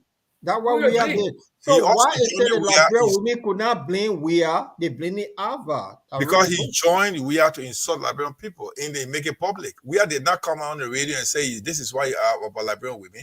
He came and made a book out of which is going to thousands of publishers. The man is a businessman that said that's where the issue they're all coming from, guys. So, okay, Paul, let me ask Jima one question. Jima, let me ask you. Do you know that there are a lot of people who do not love to see blood or who do not love to see dead body? Now, in a movie, when they made a movie, they know the movie is going worldwide. Okay, so they make a movie, they bomb people, they shoot people, even though it's not real, but they pretend that they're killing people. So you see, the people who make the movie, they'll say, okay, send the people in Liberia don't let blood, or they let naked woman. We'll not make our movie to show one naked woman.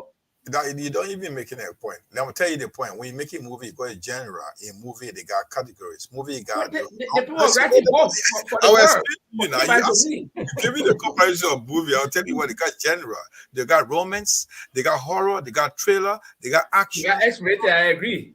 Though, if you are watching a movie, it's up to you to know which one you're watching. So if you go and watch a horror movie, an X-rated movie, you look for it, it's already been marked. Okay, but let me ask you, you think Liberian women are forced to read a book?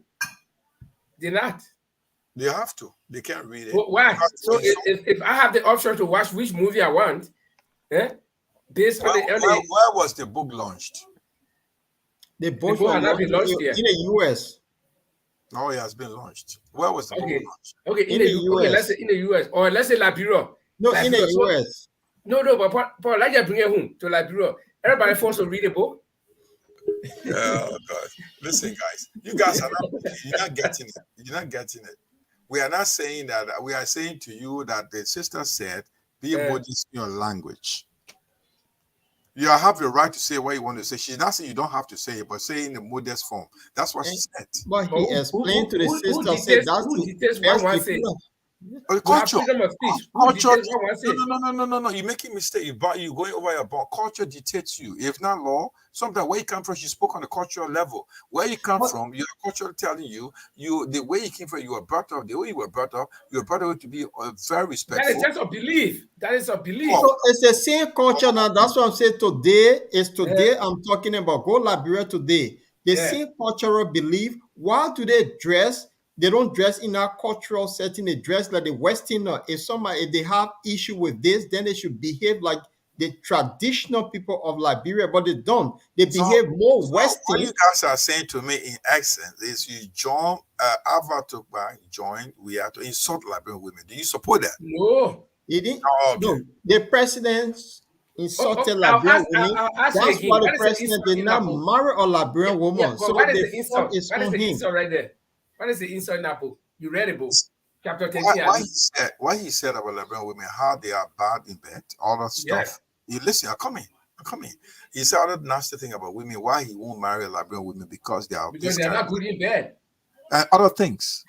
You want me to say that here? No, I can't. Because I come from a background that won't allow me to say it. Okay. So, you know what?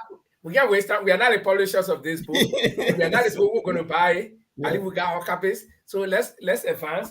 Well, ladies and gentlemen, this is the program, The Bottom Line. We discuss issues, we disagree. I want you to read what Alex have just put on to something. Yeah. Alex said if Ava Tupa would have said exactly what President George Weah had said, he was going to receive more lashes than the modified version. You see? Thank you. I mean, Alexander if even more radical, if even more blunt, if even more fluent to Liberian people, Liberian women, defaming, and they're also obscene, it should be more modest than he did. It's not even modified. That's not modified. So at the end of the day, Mr. Ava Tupa was picked up by security officers and they said he was escaping. But finally, he left and he went to America. And when he was in America, it was when Portland last spoke to him, the video that I just saw. But exactly, let's move ahead. Like we said, the government of President Weah has been marred by bad governance, shortage of rice in the country, something which Liberians do not like, so to speak. Short medical supplies at the various hospitals. People die as a result. People die in the country mysteriously, even including 4 auditors that died 3 years ago, if I'm not mistaken, 2 years ago, and nothing has happened up to now. And those auditors were government auditors; they were not private people. The latest of the mysterious death was Miss Princess Cooper. I don't know if Paul has a picture of Miss Princess Cooper. May also rest in peace again. Our hats off to the family. The manner in which she died, it was mysterious, and up to now the government has not come up with any explanation. And the reason why we mention the government in these things is because the government is the sole authority to protect everybody within the country, within the borders of the country and outside of the country. The government has a responsibility to protect our borders, that no incursion will come in, that I will not come from Norway to go carry war in Liberia. The government has the right to protect that. Nobody in Liberia will begin to go and start burning people's houses, chopping people, like the government has to put that under control. That's why when these things happen, we blame the government or we name the government. That if it happens, the government cannot go in every corner. This is a disclaimer from us here on Portland. The government, we don't expect the government to go to everybody's house to put under control who be their wife, this and that. But if I be my wife, the government has the right to investigate what happened. And if I'm wrong, I should be punished. And this is where the name of the government is mentioned when these deaths occur, especially with the 4 auditors that were government officials or government workers. But in the wake of all of these happenings, the international community has been watching closely the government of Liberia under President George Bernard Weah. And the international community noticed that there were corruption, human rights abuse, or abuses, and bad governance. And so 3 of President Weah's officials were sanctioned. But just before the sanctions came, as we know, the sanctions were surrounding corruption, they were surrounding bad governance, and other things. Okay, that's a picture of beautiful Miss Princess Cooper. Our hats off to the family. We regret the incident. Nothing we can do is done, and may her soul rest with the good old Lord. But like I was saying, the international community has noticed that the government of President Weah is marred with corruption.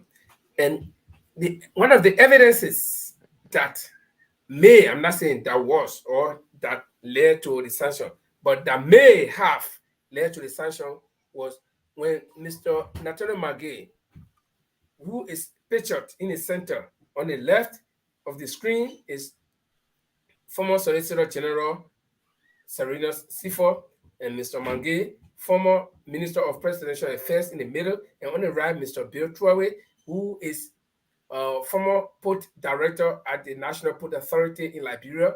And so, after the international community watched these people keenly, the Global Magnitsky Act placed sanction not on the government of Liberia, but on these individuals for specific roles that they have played.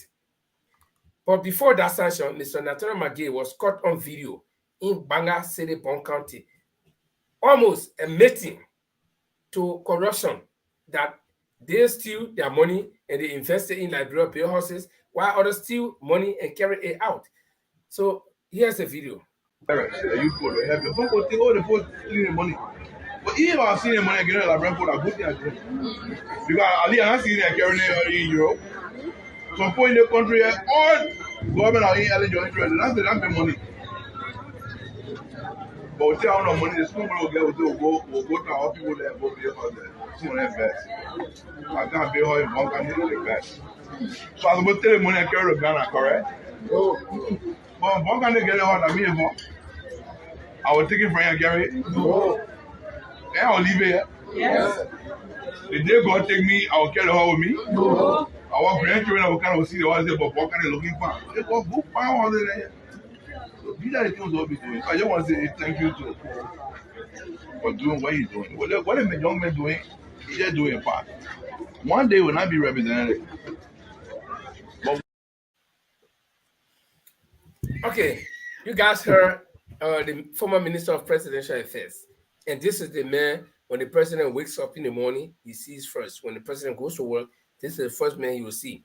This is the first man who the president will sit down with and plan the eternal rally of the day. And he is saying that other government officials throw money they carry to Europe. I don't know why he named Europe specifically, but they steal their own and they build horses and they carry in the various countries. Is that bad? The people say no. Do you guys think that this is sufficient evidence that a sanction could be placed on him? I mean, just your view. Yeah, I believe one thing that the American government will not come from the thin air and say these two gentlemen were not involved in something. So if they believe that they were wrongly accused, they should take them to the U.S. government to court. They have their judicial system. But that's the reason up to now, what the government is now pursuing the case. The government of Liberia should have asked the American embassy or whoever is putting a sanction against them to say, look, these my guys are innocent. Bring me proof. Prove it. If you think what you're saying is right, give us a proof so we can able to, make so we can finally get rid of them. Instead, what they did, they asked them to honorably resign, and nothing happened. Where they are now, they're languishing in poverty right now. Most of those guys, those are the most fearful people in Liberia at the time. They are running out of money. They are not investing any money now. Their money has been running dry as fast as possible. Whoever they were in business with, probably the person is not even reported to them anymore. Who would they take their money to? So what I'm saying here, the U.S. government won't come up trump up charges against these people without proof. Those guys, you know how the West operate. They don't operate in empty line. They know what they have. They got substantial evidences in their hand against these people.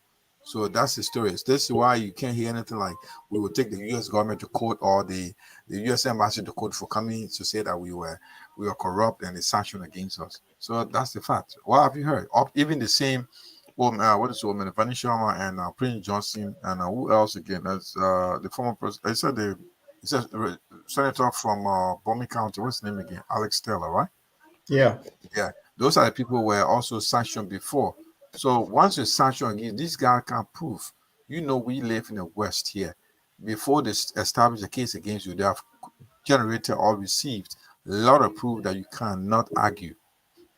And they have them. So the day they will come up with the evidences. Government probably have seen it. Georgia government have seen it. It's okay, give them a proof, deploy to them. I know they will argue their case. The president, why do you guys will just come up with this thing? You just accept it. Okay, you are in a secret, like go in the back door. You give me proof against my people. If you show there's something, I know they have shown any proof and they have it, so they won't say anything. So those guys are criminal, but according to the sanctions that came against them, that means that they were criminal. They stole Liberian people money. Yeah. So Jamal, it's true because if you sanction somebody and the person is innocent, why would the government ask them to step down or sack them? So the government might have gotten tip of that these guys actually committed a crime.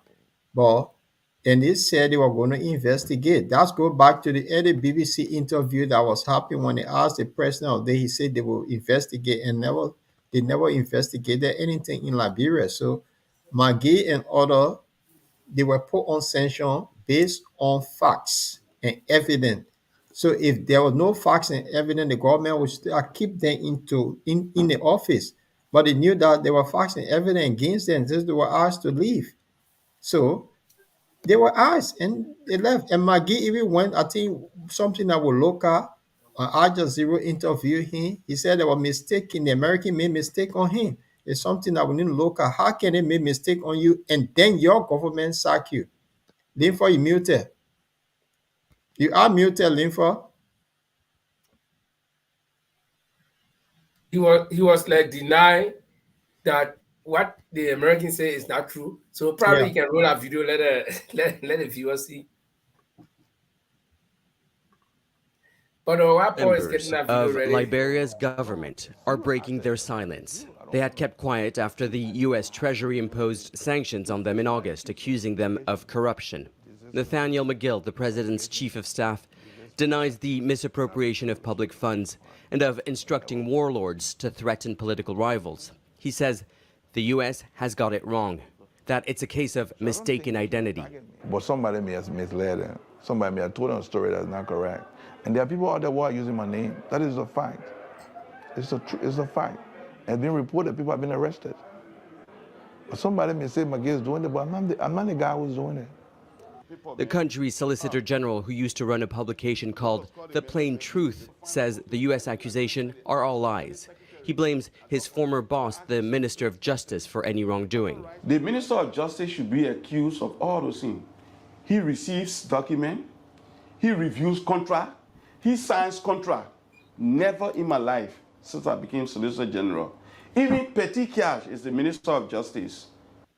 The men have been suspended by President George Weah. The former football star was elected in 2017 on a campaign promising to fight for the rights of poor people. His goal was to eradicate corruption and poverty. Retired civil servant Paul Flomo has hoped that Weah's presidency would bring change. He's appalled that government officials are now accused of stealing millions of dollars from the state coffers from which he gets his small pension. Not only is his $60 a month pension rarely paid on time, it is a meager sum compared to the $5,000 a month salary members of parliament receive. Most Liberians live on less than $2 a day. With rising costs, what was once affordable is now a luxury. Mr. Flomo can no longer afford to buy fish or meat. Sending his daughters and grandchildren to school is now beyond his means. It's a priority of government to see about the welfare of its citizens. If the welfare of the citizens are not being sought, then we bring the government. Weah says the economic fallout from the Ukraine war and COVID are the cause of his country's financial woes. His political opponents say mismanagement of public funds is the real reason. Following the imposition of American sanctions, an investigation is underway. The U.S. is Liberia's main international donor. And while both men are close friends with the president, in times of economic hardship, the United States is one partner Weah's government cannot afford to ignore or lose. Nicholas Hawk, Al Jazeera, Monrovia.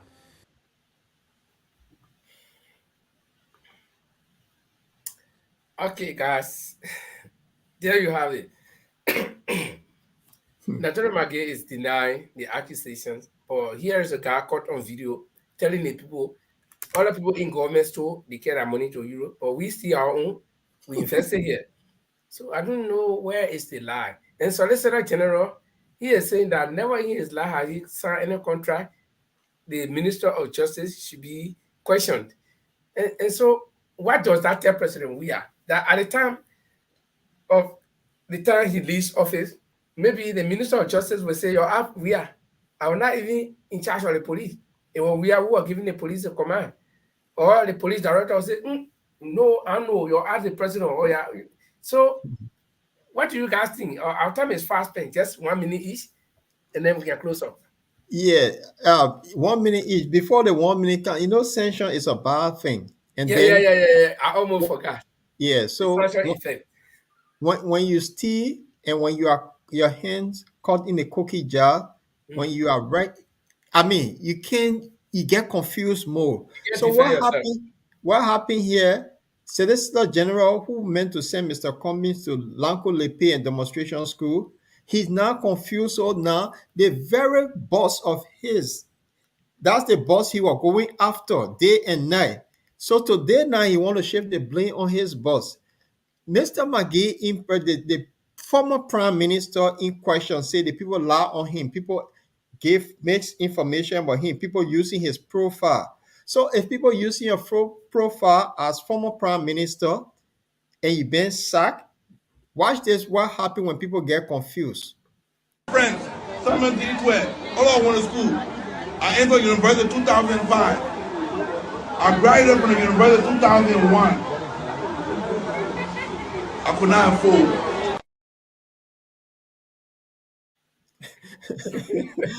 Jamal, you see what happened when you get confused in left, like where Omer Breaker there at the top when we started. You see what happened? I think this is one of the best videos ever in for 2022. I think I call it iconic. This is the world season, well organized man that could run any organization. See, kind of strategist for George Weah, and now he's standing there with open chest, not even fastening his buttons, and he's saying, talking about, he lost it, man. He's lost it. He lost it. Yeah. If you look at the two videos where he was in Banga and telling the people that, he was looking confident. Yes. When the other people throw money, they carry to Euro. When we see our own, we invest here. But this one, he's like this. I went to University of Liberia 2005, then I graduated 2001. How possible you go to university 2005? So when you are going behind, and he confused. It's sorry for, but it's funny also, But there's some. I can't quote the Holy Bible here, Jamal. I think you got to follow this guy. No, but the Bible is similar to Quran, so probably Jamal knows something inside. God shall not steal. It's written black and white. And this guy, in the Quran, Jamal? It's in the Quran. I'm not a student of religion right now, so guys, go on with that. I'm not yet. Yeah, go on. You see, you're not see, so I want you know it well. No religion supports stealing. No religion supports stealing. So let's go on. Exactly. So the guy, you see now, Maggie, the whole thing turned white. He's so confused. If you go to the Al Jazeera video, he was kind of relaxed. Everything is black, like my face here, but the whole place turned white now. So he taking 205 to 201. He get the whole thing from the year he graduated and the year he entered. And the year he entered and the year he graduated. This is funny. I love this. It's funny, but again, it's sorrowful. This is a man like he tried to help you. He tried to appeal to the conscience of the people. And those people you're talking to are not the people who sanction you. Man, look, I beg you. Let me play this one more. I love it. I beg you. Hold on. Yes. One more time, please. Friends, Simon D. Sweat. All I went to school. I entered university in 2005. I graduated from the university in 2001. I could not afford. But why are you talking about you could not afford? So because 2005 when he graduated, he could not afford. So he went 2005, he graduated, he entered, right? So he went back 2001 to graduate. He went back. He could afford by then. So he took the time back. I'm sorry, folks. Our viewers, I'm really, really sorry. I normally don't do this, but I know a lot of you are also laughing in the background. We can't see you, that's all. But does it make sense that this guy went to university in 2005 and graduated in 2001? Even Edward demoting you?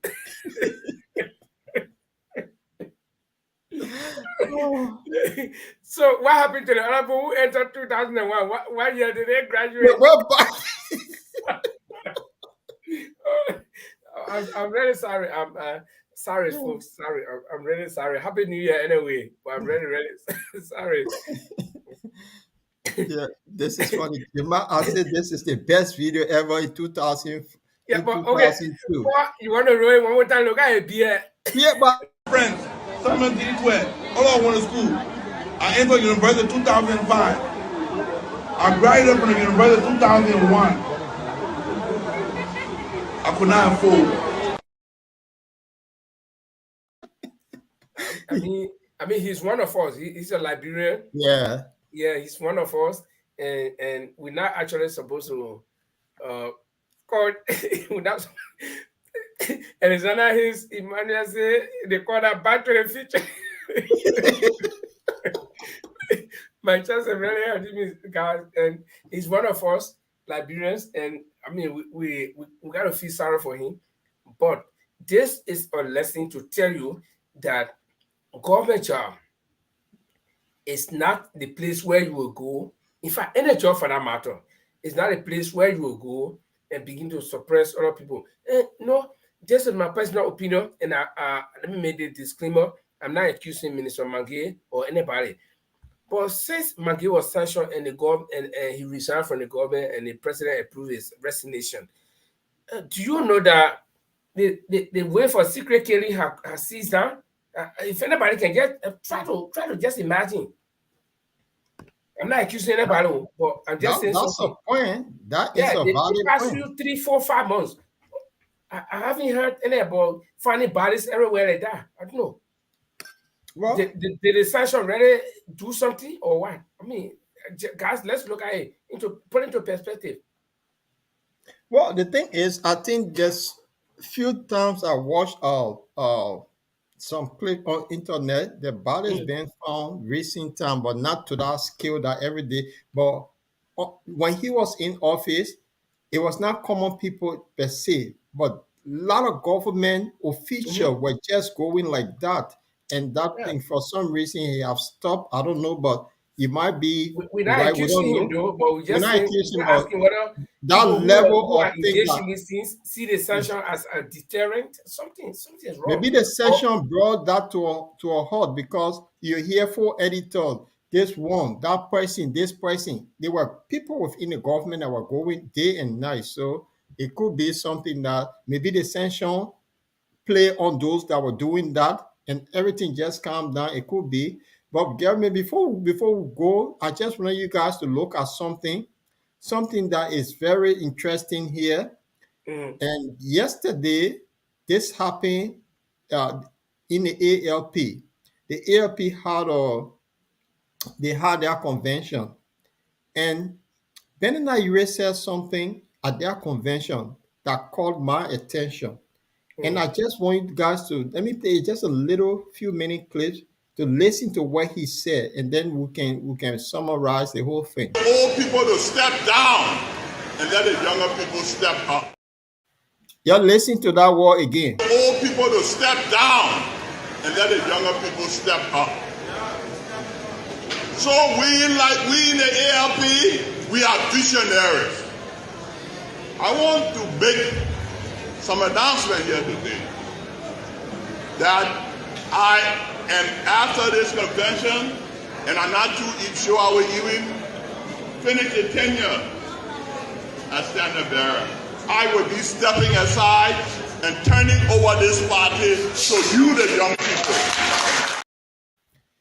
Now, he's telling say the old people should step aside, the young people to come at that level now.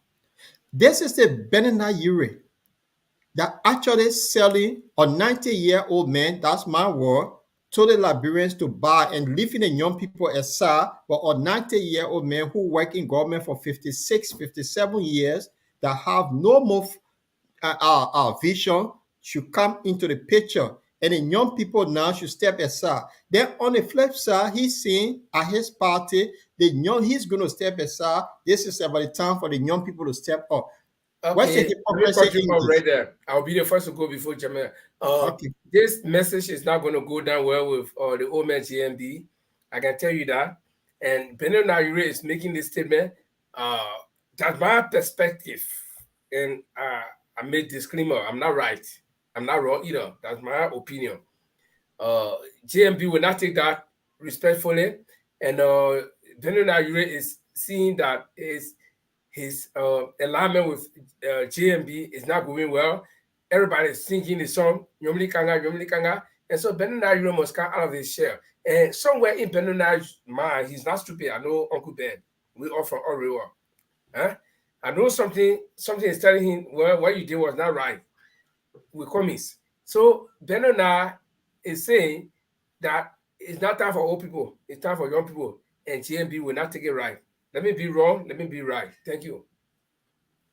Jamal? Yeah, I think this is the end of the line for Honorable Ure. That's the end of the line for him. We couldn't go anywhere. And you see, he has come to the end of the line. He just thought, well, you know what? I'll just use this convention to declare that I'm not going further anymore.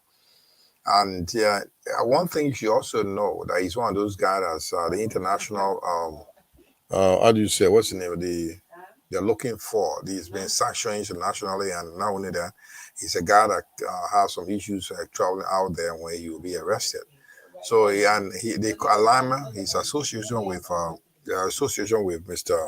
with Vice President, it's not going anywhere. So where does he go to? Kumi is not the one going to welcome him, and there's no other party to welcome him. So the only thing he has to do is honorably say, I'm going down. I'm going to resign as an older person and give chance to a newer generation to take over.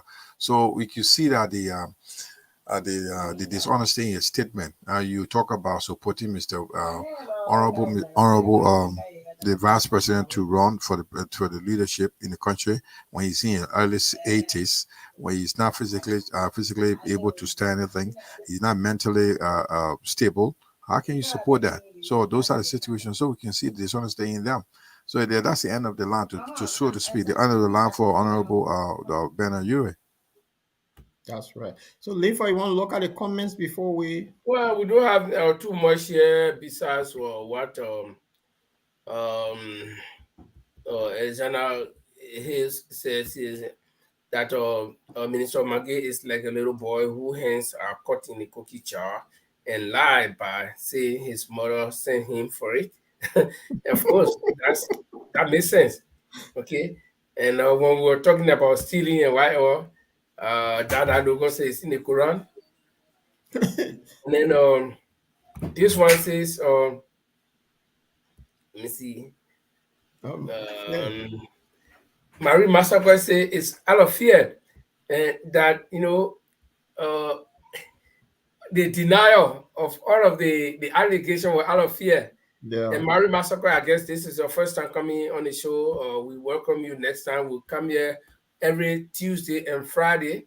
And today being Saturday, this is a year-end review for 2022, and this is why we are here. And so welcome every Tuesday and Friday here, Marie Massacre. And the final one here by Alexander Hayes says here, if the snake lie or laying between two planks and you want to know the head, just call it middle part.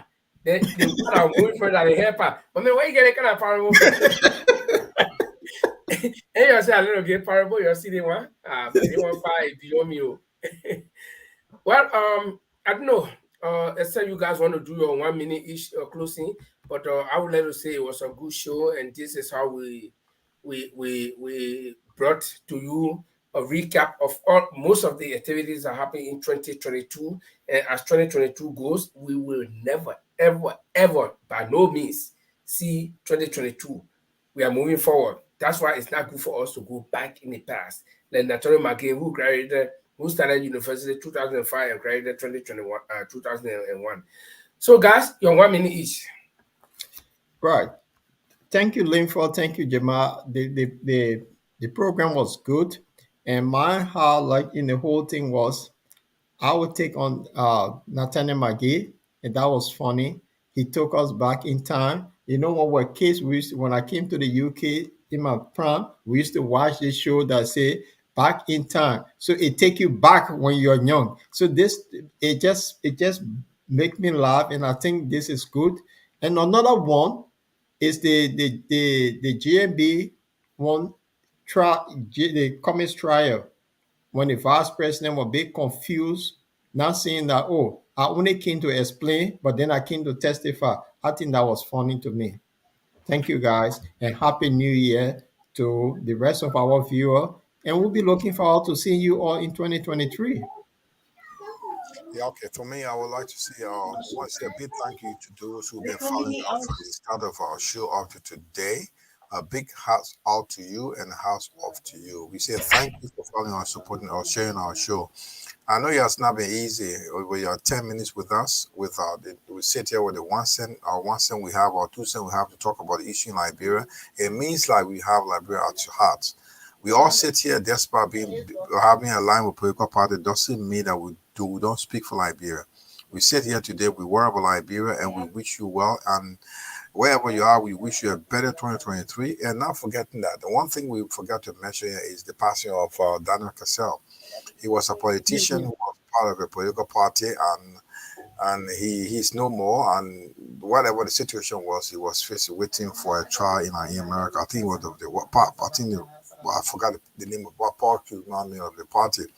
But those are things that will end the year and to close our year. The PLP, People's Liberation Party. Liberation Party, Dana Cassell, who was making some wave in Liberia recently when he came to the country. Whatever the situation for Dana Cassell was, he was a Liberian. He asked half of the country, he wanted to do some changes. He came to the country to show his intention. And those are the people we should hats off to. You cannot hold him for what happened because they say he was still waiting for a trial before his death came. So hat off to the family and all those who follow us or those who didn't make it up to the end of 2022. We wish you we wish the best wherever they are. We wish them the best, and those who are making it, they are now well. They're in the hospital. We pray for them, and wherever you are, if you had a tough year 2022, wish you the best too this 2023, and I keep focus, and we wish you had the best resolution for 2023, and I want to see you at the end of 2023. Thank you very much, and thanks for being with us. And don't forget, you always need to come on our radio. We got the Bottom Library Radio 24/7. We got the link here. We have pushed the link here on our show. You always have a chance to. We have a live show every now and then on our program. We follow events in Liberia every day. Also, don't forget to go to our website. We got thebottomlinelibrary.com. It's our website. Whatever video, if you don't have a chance to watch the video here, you can always have a recorded video on our show, and also have latest news on our website. Thank you very much for the 2022 support, and we will be with you and see you soon. God bless. Well, finally, we let us say welcome on behalf of the Bottomline Liberia. Welcome to the new year, 2023. And as we move to elections, we hope that we will all make the wise decision, and this is going to all of the voters. And remember that your future lies in your own hands, and that is determined by the vote that you cast. Your only power as a citizen. Everyone cannot be president. Your only power is in your own hand. That is the vote you cast in that battle. So as you go to the ballot box in 2023, we hope you're going to make a right decision. My name is Linford Kwe, and this is how we like to end this edition of the program, The Bottom Line. And on behalf of the entire Bottom Line, we want to thank all of the people who have been with us from the start of the show earlier this year until now. And we're going to continue until we can make this platform or pick up platform. And we cannot make this platform or pick up platform if you are not present with us. We welcome you. Stay with us. And again, like I said, for now, we are coming on every Tuesday and Fridays. Until otherwise, we will let you know how far or how many days we'll be coming on. Thanks to my co-hosts, and Happy New Year to everybody. And we hope that the year 2023 will bring all of us prosperity, good health, and we also want to wish all of the people who are not well get well before 2023, and we hope that the good old Lord will bless each and every one of us. This is how we let you leave you on this edition of the program. My people, where you at? Where you at? Wake up from your slumber, stop sleeping. Whip your hands, whip your hands, whip your hands, whip your. Come on, come on, come on. I know you're sleeping now. Y'all gotta whip us more, yeah? Okay, let's go. The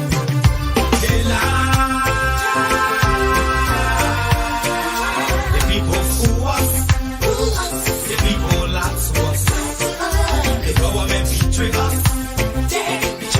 So much. I said they lie. The people fool us, the people lie to us. The government betray us.